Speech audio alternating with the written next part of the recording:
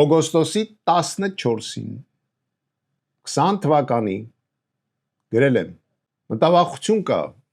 որ ադրբեջանցիները եւ թուրքերը քաղաքական որոշում կայացրել են արդեն Հայաստանի դեմ պատերազմ սկսելու առումով։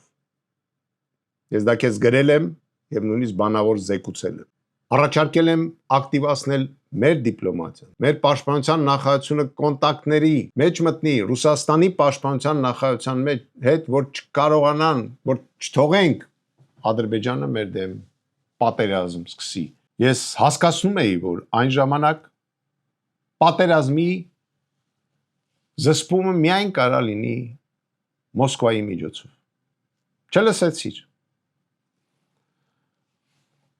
Երբ որ սկսեց պատերազմը, դու ինձ ուղարկել էիր Մոսկվա, որ մեր տեսակետները մենք ներկայացնեինք Ռուսաստանի ռազմաքաղաքական ղեկավարությանը, քանի որ գիտենք, որ Ռուսաստանում տարբեր բևեռներ կան, մեկը թուրքամետ է, մեկը հայամետ է եւ այլն, բայց մեր տեսակետը պետք է հաղթահարեր, ես դրանով զբաղված եմ։ Հոկտեմբերի 3-ին ես քեզ զեկուցում եմ, քանի որ դու ինձ խնդիր էիր դրել, որ Ռուսաստանը մեզ օգնի, ինձ պատասխանեցի։ Ձեր երկրի ղեկավարը դու խոսել ես այստեղի նախագահի հետ մի քանի անգամ։ Ոչ մի անգամ չես բարձրացրել օգնության հարց։ Մենք զինվորականներս պատրաստ ենք։ Թող դիմի, հենց դիմի կմտնենք։ Դու դա չարեցիր։ Չնայած նրան, որ ես քեզ համոզում էի։ Դրանից հետո ես քեզ համոզում էի, որ պարլամենտում սկսենք քննարկել մի քանի հարց։ Առաջինը, որ դիմենք Ռուսաստանի պարլամենտին մեր օգնության մասով, որը ինքը իր հերթին հենց դիմումը կհանդիսանար ճնշող գործողություններ, որտեղ Ադրբեջանը սպրտնած վախում էր։ Դուք եւ պաշտպանության նախարարը սկսեցիք խոսել ՕԴԿԲ-ից դուրս գալու հարցում։ Տարօրինակ է, չէ՞։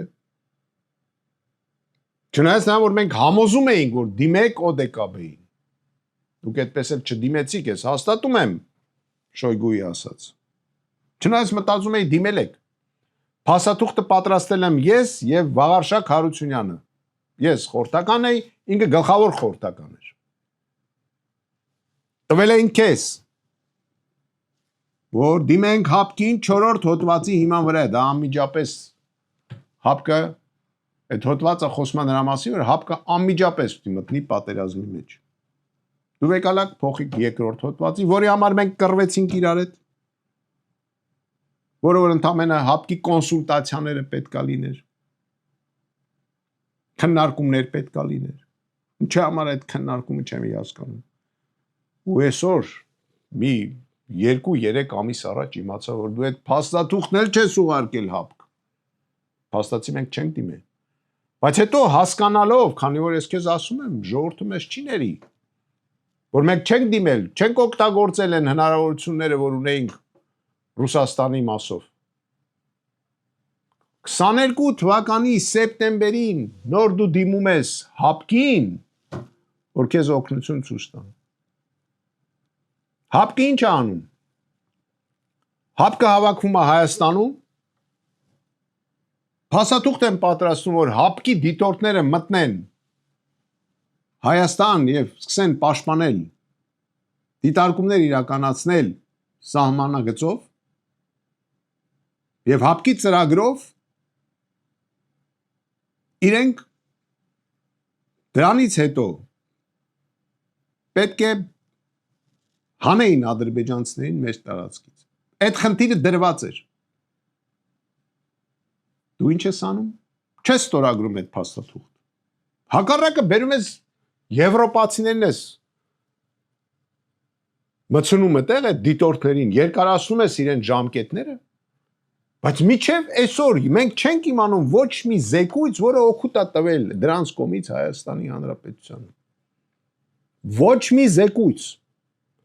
ոչ մի գնահատական Ադրբեջանի գործողությունների մասին։ Այդ դիտորդները չեն տվել։ Սա թռնելու է։ 2 օր առաջ ամերիկացիների հետ պայմանավորվել է իրենք քաղաքական ապաստան են տալու։ Դրա դիմաց մեր ընդերքն է տվել։ Ես այդ կարծիքը ասել եմ։ Իրանք ունեն որպես հայոց քաղաքացի այդ կարծիքն ունենամ, բայց շուտով փաստերն էլ կլինի։ Իր անձնական անվտանգության համար։ Խոսում է գիբրիդային պատերազմի մասին։ Դա է գիբրիդային պատերազմը։ Հայ ժողովրդի դեմ։ Երբ որ մեկ էլ չգիտես խի Ամերիկայի պետ քարտուղարը մի ժամով գալիս է Հայաստան։ Դա է գիբրիդային պատերազմը, ժողովուրդ ջան։ Դա ոչ թե ինտերնետում ինչ որ հոդված են տպում։ Այդ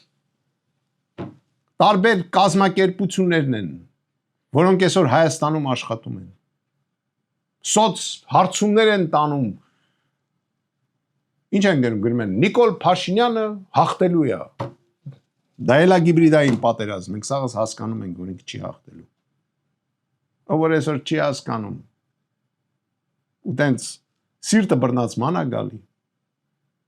Ու իր ջրաղացին ջուր է լցնում, թող պատրաստվի, որտեղ ինքը ապաստան չի ստանալու։ Աշխարհի որ ծերում էլ լինի, մենք բերելու ենք։ Ես Նիկոլ Փաշինյանը չեմ, որ թողեմ մեր գերիները մնան Բաքվում։ Ես Նիկոլ Փաշինյանը չեմ, որ մեկին ուզենամ բերեմ ու չկարանամ ստենդե խոսամ։ Ես Նիկոլ Փաշինյանը չեմ,